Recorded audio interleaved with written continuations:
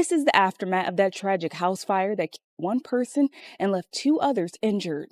The fire happened at around 11 p.m. on Monday at a house on Seminole near I-94 in Van Dyke. According to Detroit police, a woman died as a result of the fire, and medics transported two other people who were inside the house to the hospital. The fire was so intense that it burned the side of the house next door. Neighbors tell me that no one lives in that house. Drew Caldwell lives down the street from the house that caught on fire. He's lived in the neighborhood for 50 years and even knew the woman who died. On the night of June 3rd, 2024, Cinnamon Charmaine Rigmaiden sent her ex-boyfriend a text message. It read, "Your house is on fire." She was sitting in her car outside when she sent it. The house was burning behind her. His mother was still inside. Cinnamon put the phone down, pulled out of the street, and went to McDonald's like it was nothing. 53-year-old Tina Darrow was paralyzed on the left side of her body and used a wheelchair to move through the home she shared with her son on Seminole Street. When the fire started at the front of the house that night, the people who could use their legs jumped from a back window and survived. Tina could not jump. Her son stood outside and watched the house burn with his mother inside it. Quiet lady just sat around and, sat on the porch, was able to see her. What investigators found when they pulled on the thread of how that fire started was not complicated, and within 24 hours, they had their suspect in custody. On getting a female suspect into custody within 24 hours of allegedly throwing a firebomb at her ex-boyfriend's house. A 31-year-old Detroit woman named Cinnamon Charmaine Rigmaiden purchased 75 cents worth of gasoline at a nearby gas station, drove to her ex-boyfriend's house, and threw a homemade firebomb onto the front porch. She did all of it on camera. She texted her ex-boyfriend from the scene, and then, while the house was still burning with his paralyzed mother inside it, she drove away and went to McDonald's. By the time I came outside, it was blazing. All the way, it had already made it to the top already. That detail, the McDonald's, is the one that stopped people cold when it came out at the arraignment. And it is not even the worst thing prosecutors said she did that night. Stay with me because this story gets darker before it gets to the part where any of it makes sense. Who was Tina Darrow, and what was the life she built on the east side before the night someone came to her front door with a firebomb? What happened in the hours leading up to the fire, and what did Cinnamon do after she drove away from it? And how does a woman who documented her own crime on a gas station camera and texted the victim's son from the scene end up in a courtroom with a case this airtight against her? Going back to those threatening text messages, it's unclear what they said and what the motive was here. At this point, all I can say is that I'm praying for them. It's nothing no one can ever say in a situation like this, but it's going to be hard, and I'm going to be deeply praying for them. Tina Darrow spent her life in the community that surrounded her on the 6,000 block of Seminole Street, the kind of block that the Detroit East Side produces when it is working the way it is supposed to. One woman who lived on that block for 40 years described it to a reporter as a family-oriented neighborhood, a place where everybody knew one another, where the relationships between residents were built over decades and ran deep enough that what happened to one household felt like something that happened to all of them. As a community, we very, upset and sad about it. Anything that we could do, you let us know, and we try to do whatever we could do for the family. Tina was 53 years old, paralyzed on the left side of her body and dependent on her wheelchair for movement through the home she shared with her son. She raised him on the east side and stayed close to him and the rest of her family as the years moved forward. Her niece, writing on Facebook in the days after the fire, described her as an active aunt, the kind of family member who showed up throughout her life. The loss, her niece wrote, left a space that nothing in a courtroom was going to fill. Tina was not a peripheral figure in that family. She was one of the people at the center of it. Tina had no involvement in whatever broke down between her son and Cinnamon. She was not part of the argument. She was not the source of the conflict. She never did anything to the woman who arrived at her door on the night of June 3rd. She was a 53-year-old woman in a wheelchair inside her own home on a Monday evening in early June. That was all she was on the night she died, and that was enough. Especially this young generation, they're different. They need to find God, get closer to God. Within 24 hours, Detroit police moved in on the ex-girlfriend hiding out at a motel in Livonia. Another woman with her was in cuffs too. Neighbor Brandy can't get over it all. 40 years on this block. To understand how Tina ended up in that position, you have to go back to the morning of June 3rd and a text message that Cinnamon Rigmaiden received from her boyfriend telling her the relationship was over. Because what happened between that text and the firebomb was not a sudden snap. It was a series of decisions made one after another across the course of a full day. Cinnamon was 31 years old, a mother and a Detroit resident living on the 9000 block of Chenies Street. She was in a relationship with the man whose house she would later burn, and on the morning of June 3, 2024, he sent her a message ending it. She spent the rest of that day trying to reach him. He did not respond. The calls went unanswered. The messages sat there unread or ignored. Hour after hour, the silence on his end held, and hour after hour, Cinnamon kept sending messages into it the way a person does when they are looking for a response and cannot accept that one is not coming. Decided that she wanted to make her ex-boyfriend, quote, feel her pain, which she was able to do on the 3rd of June. She then decided she was going to go to a gas station, purchase 75 cents worth of gas, drive over to the location, approach the home with the gas in her hand. As the day wore on, what she was sending changed. The early messages, the ones that came right after the breakup text, were the messages of someone trying to be heard. By evening, they were something else. Investigators later described the messages as threatening in nature, enough that when her ex-boyfriend read them from inside the house on Seminole Street, he understood the situation was escalating. He was inside that house with his mother, a 57-year-old man and a 63-year-old woman. As he read the messages, he did not yet know that Cinnamon had already decided what the end of that night was going to look like. She deliberated for at least 2 to 3 hours beforehand. She then decided she was going to go to a gas station, purchase 75 cents worth of gas. She did not call 911. Instead, as the house is burning with the people inside, she texted her ex-boyfriend and said, "Your house is on fire." At 11:17 that night, Cinnamon walked into a nearby gas station. The cameras inside that station captured everything. She purchased 75 cents worth of gasoline, the kind of quantity you buy when you know exactly how much you need and you're not planning to use it for a car. She paid, walked out, and drove to the 6000 block of Seminole Street. She knew the house. She was there before. She knew the layout of the porch. She walked up to the front steps, threw the homemade firebomb, and poured the gasoline she had just purchased over the top of it. The fire spread faster than any of the 4 people inside the house could have anticipated.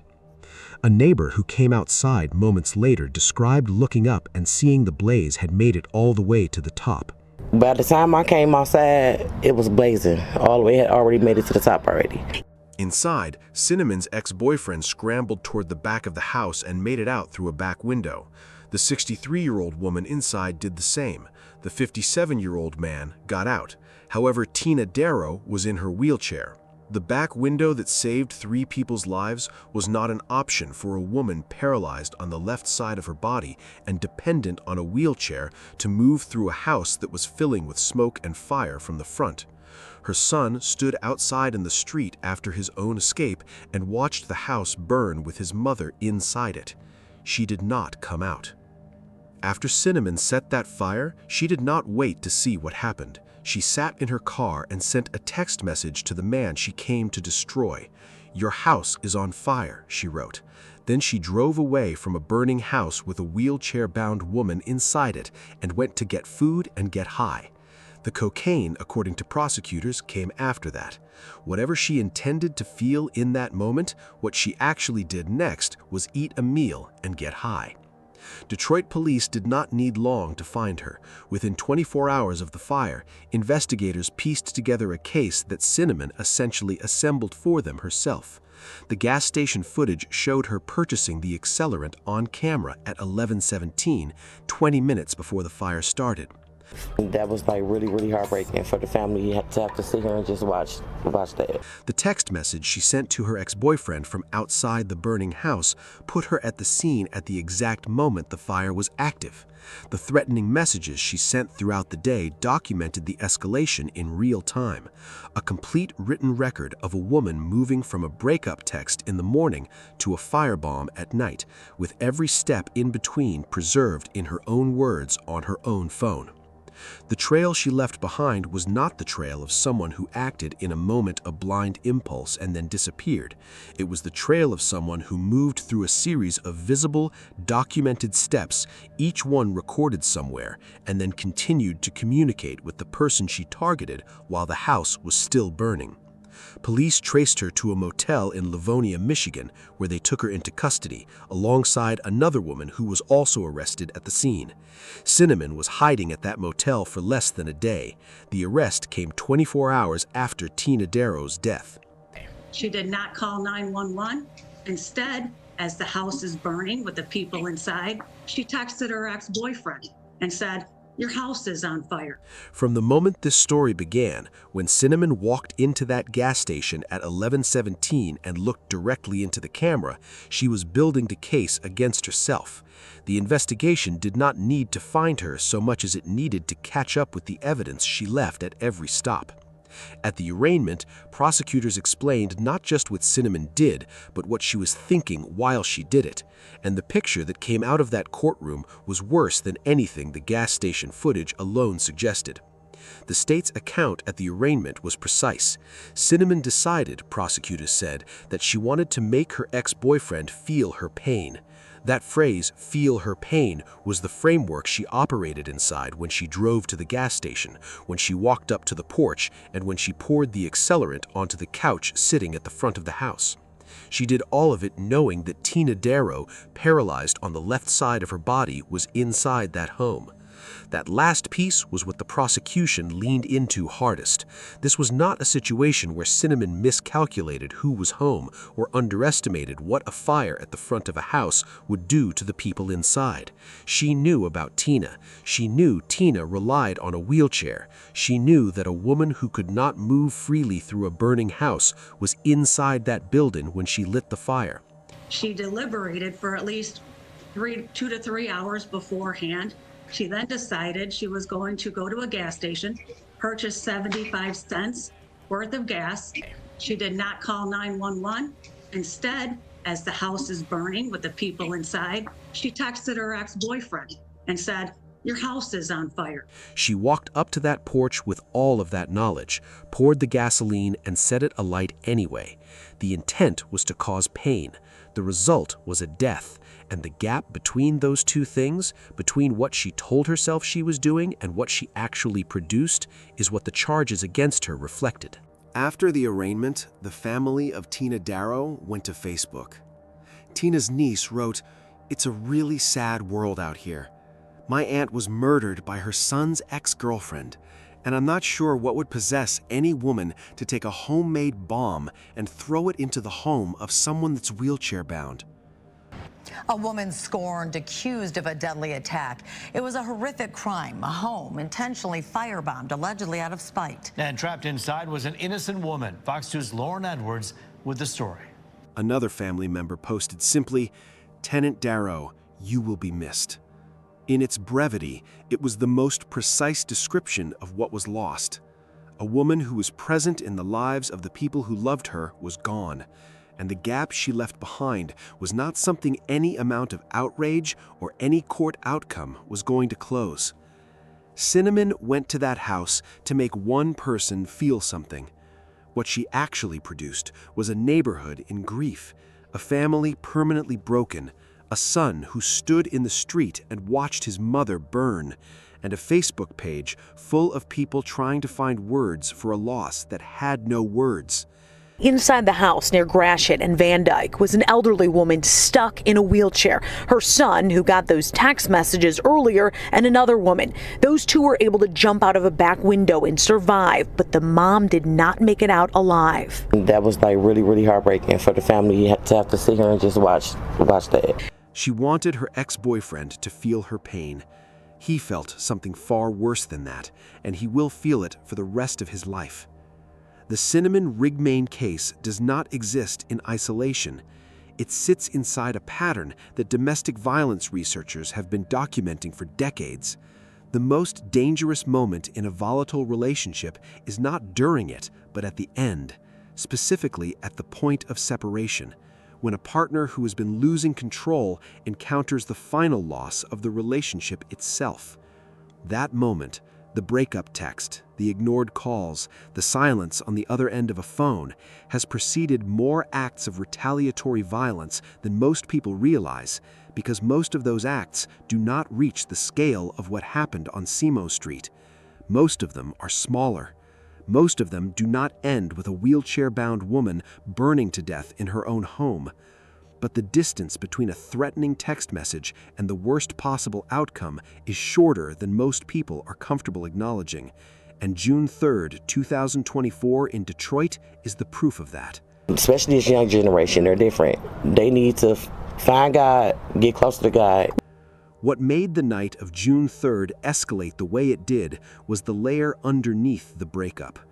Prosecutors and observers pointed to the combination of emotional crisis and active substance abuse as the engine behind what Cinnamon did.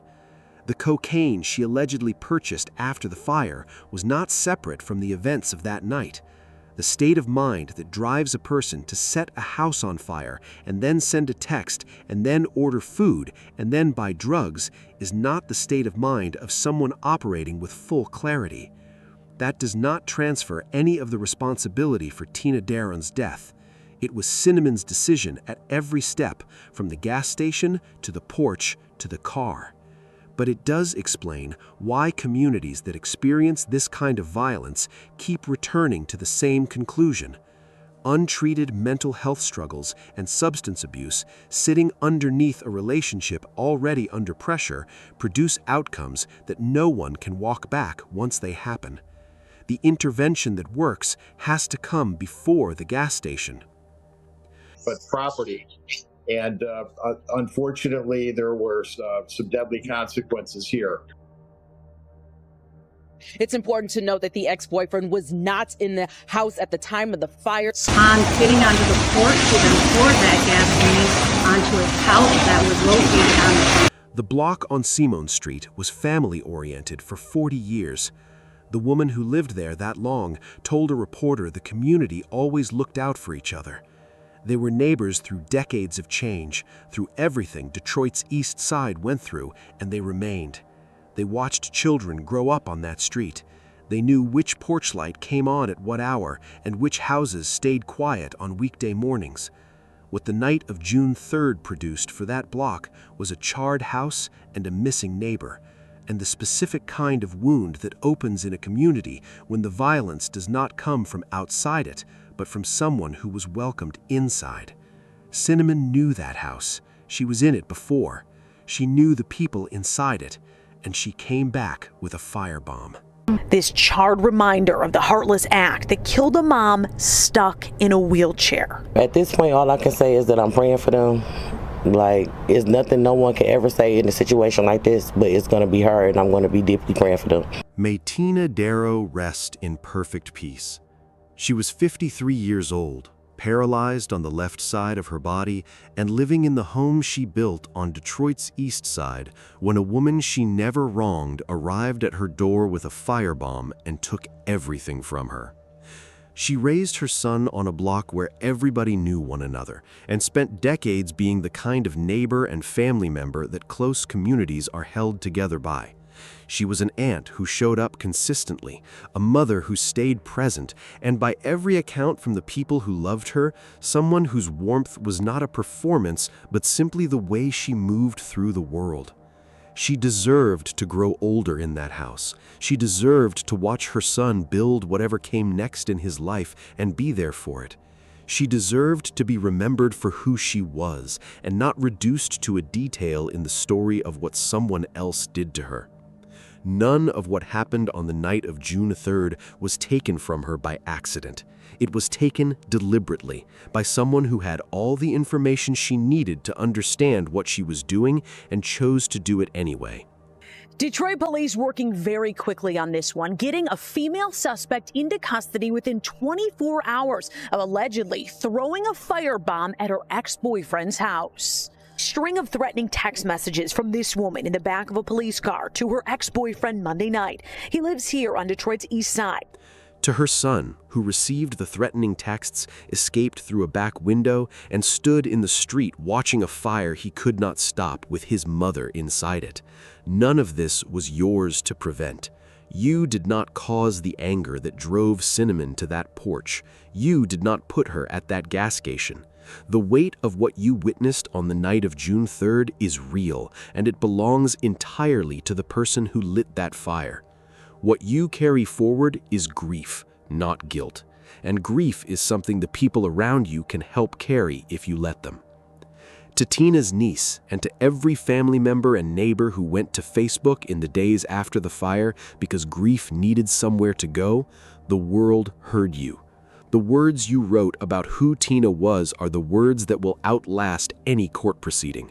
You gave her back her name and her story at the exact moment when it would have been easiest for the headlines to collapse her into a statistic. That matters more than you may realize.